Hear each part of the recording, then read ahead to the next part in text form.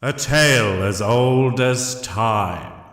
When my background was the best colour you can be, and my intro music was royalty free, I had done a video on a loon who believed hollow 'twas the moon. Since many times I've been pestered, for that video I never bested. So it's time to dig our higher brain functions out with a rock. I never was very good at poetry.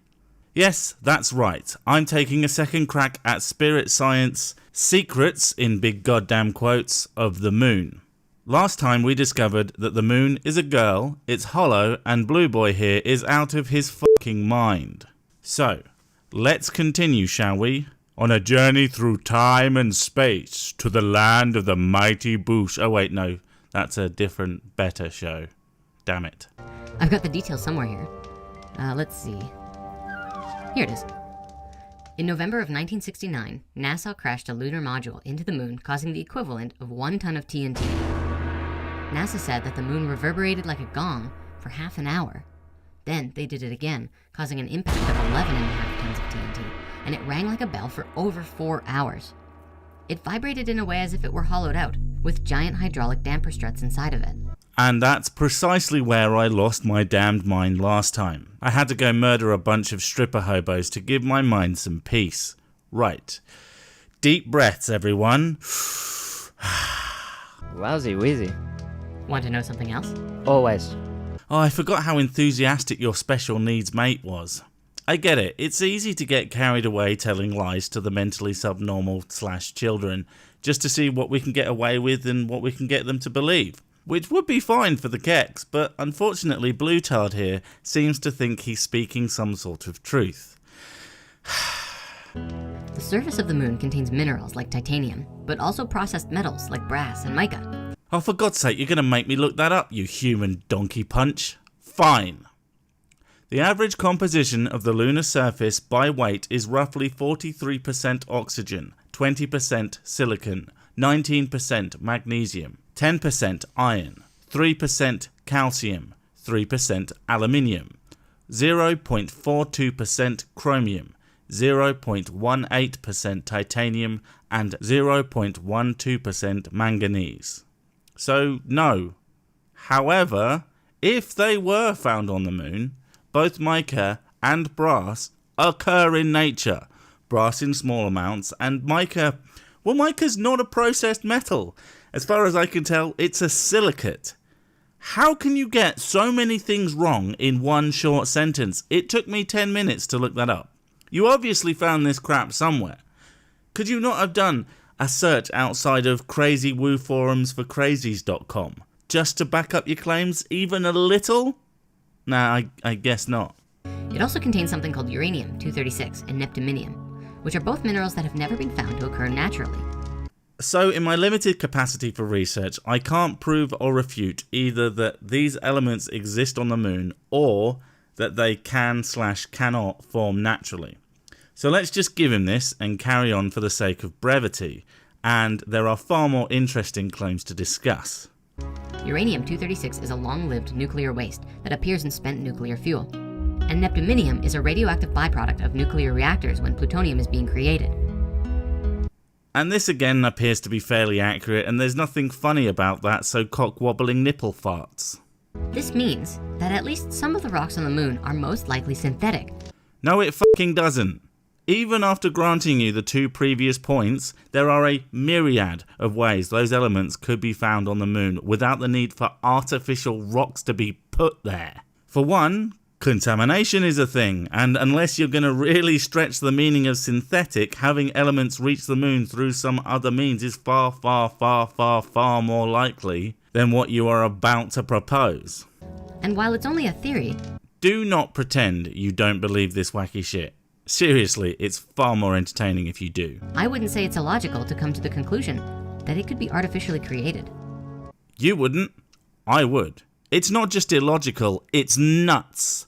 The largest structures we have ever built pale in comparison to the magnitude of the moon. And there is absolutely no evidence that anyone else could or would have put it there either. The most reasonable explanation for the moon, as with basically everything in the universe, Is it formed naturally? You know why? Because it can form naturally, and if it can, it more than likely did. That's really intense. You flubbed the line, mate. Look, I'll give you a little reading.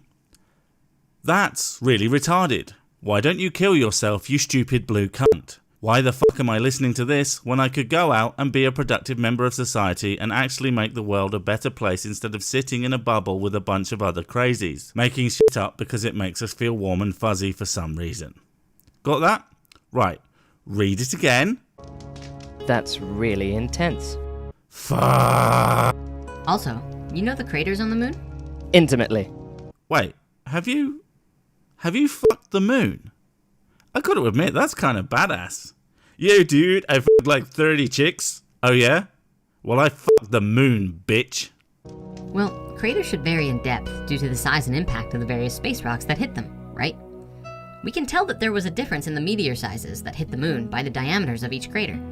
And yet, how come all of them, across the board, are the same depth?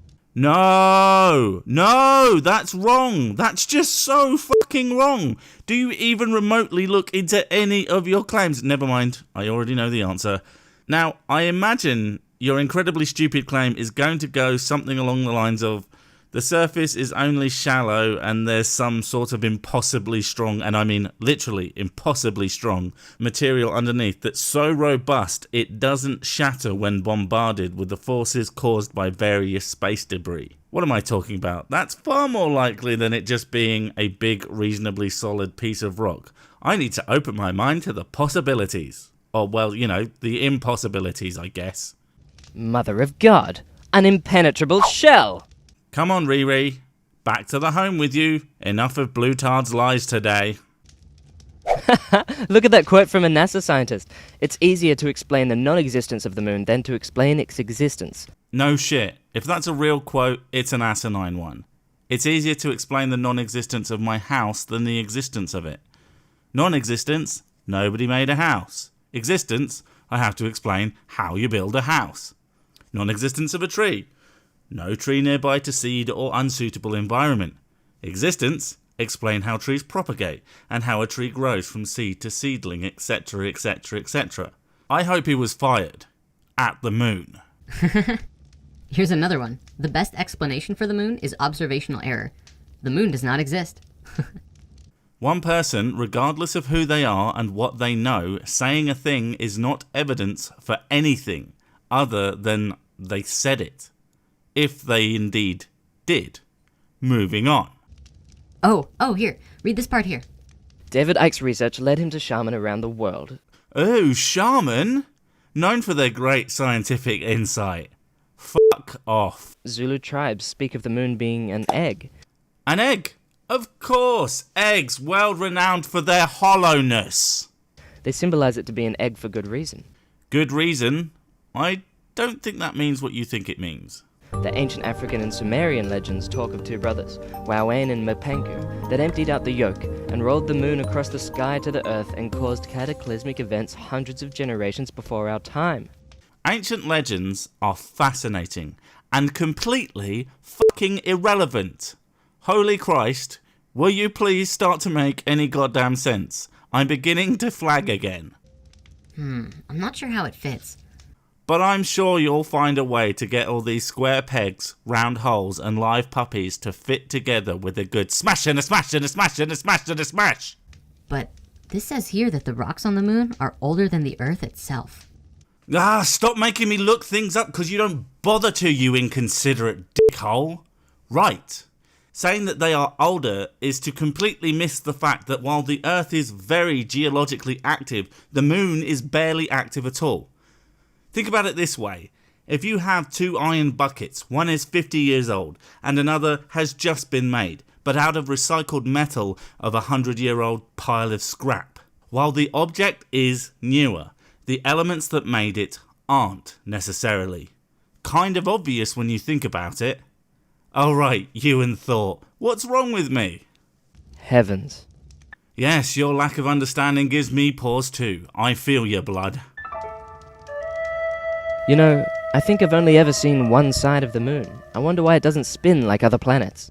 If you have only seen one side, It spins by necessity, you fucking cretin. If it wasn't spinning, you absolutely would see other angles of it as it travelled around the Earth. You guys are just so...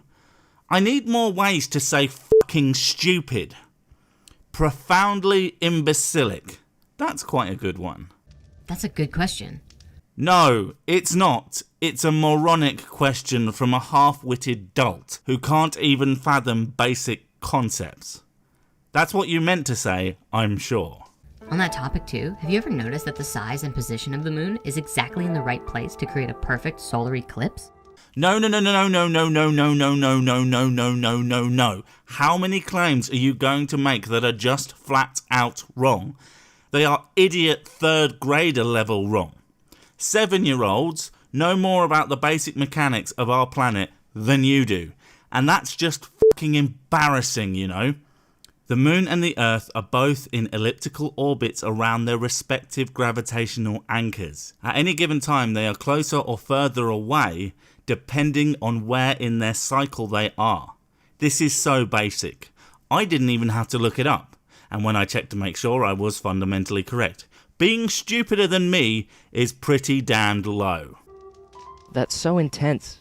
If you don't stop flubbing your lines, I'm going to have to hire someone else. You know, the moon actually holds the Earth in a sideways tilt. If we didn't have the moon, we wouldn't have the same length of days or nights, or experience the 4 seasons like we do. It also intimately controls the tides. That's all reasonably correct, enough by the ludicrously low standards I have to use with you two, but it's not deep or meaningful. Gravity, it's a thing, it's not magic or cosmic farts. Please don't follow up with something retarded for once. You're right. And just like the tides, it even bends the water in our bodies. That's why on nights of the full moon, there's always an increase of violent crimes. Okay. Right. Try not to scream. People complained last time.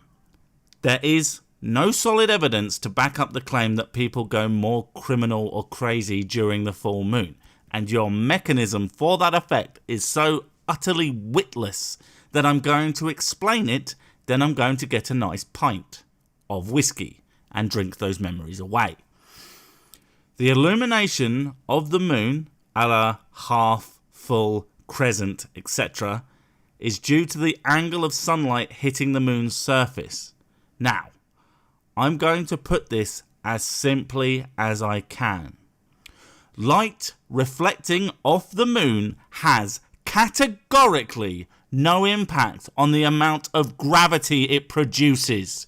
You two need to consider going through school again, at least the first few grades, so you can at least have an understanding of the universe equivalent to that of a small child. Christ.